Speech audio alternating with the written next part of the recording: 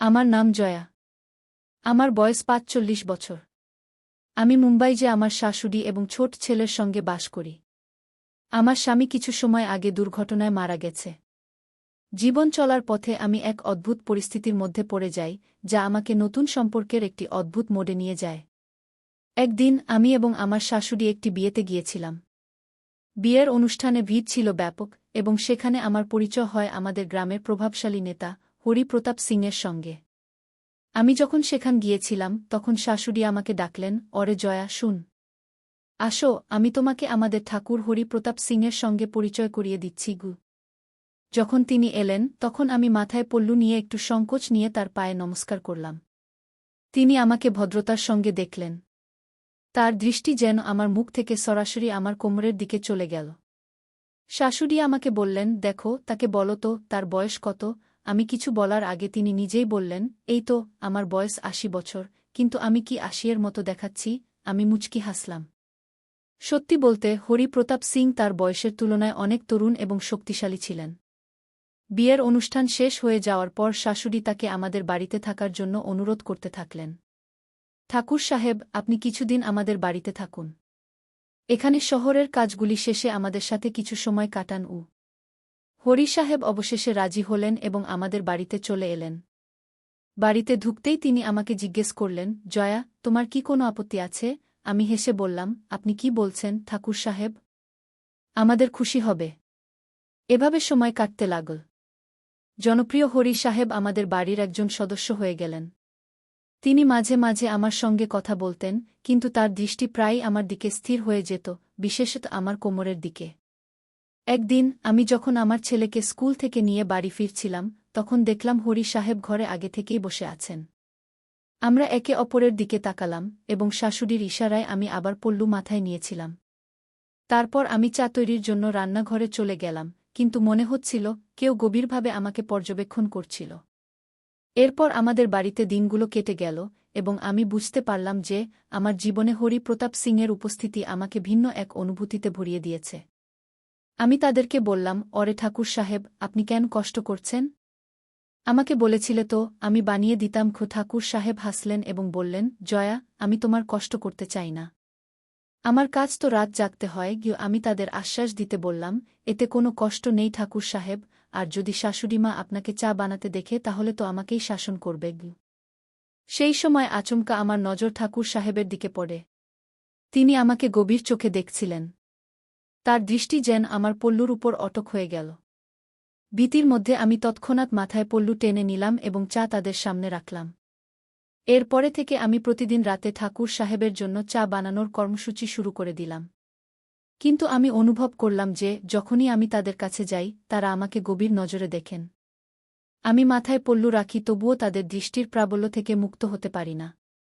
একদিন আমার বর দেবর বাড়িতে এলেন। শাশুড়ি মা তাকে নিয়ে যাওয়ার প্রস্তুতি নিচ্ছিলেন, কারণ তারা ৬ মাস আমার কাছে এবং তারপর ৬ মাস বর দেবরজির কাছে থাকতেন।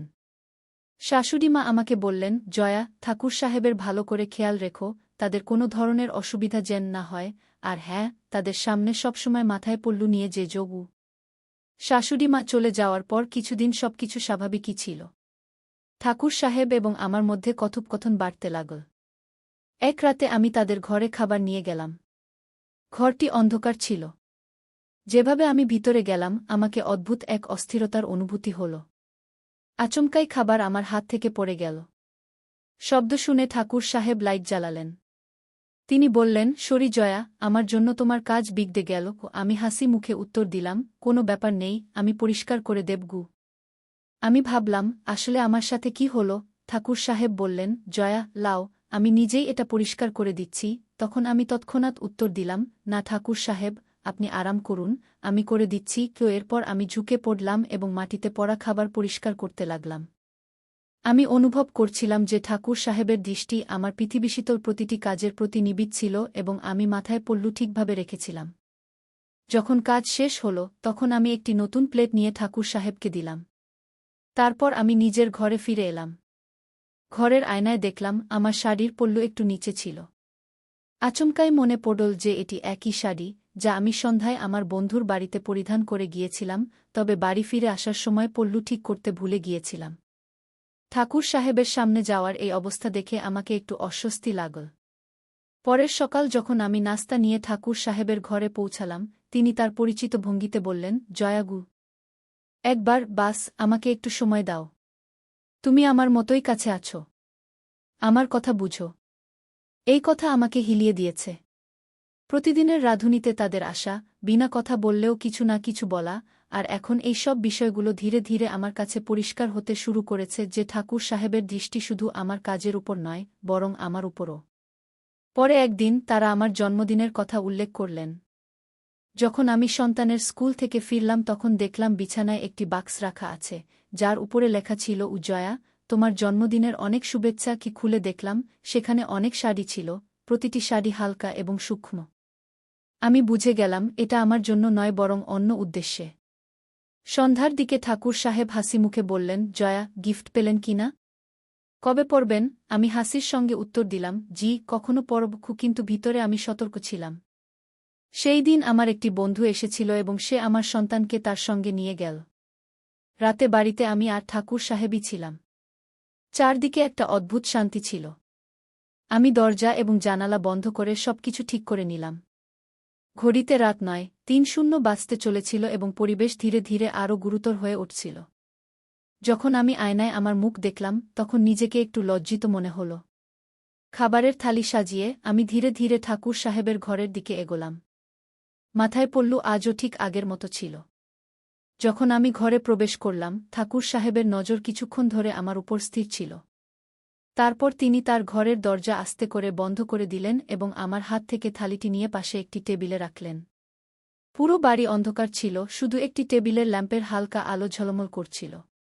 কিছুক্ষণ সবকিছু চুপ ছিল, আমি মাথায় পল্লু দিয়ে চুপচাপ দাঁড়িয়েছিলাম।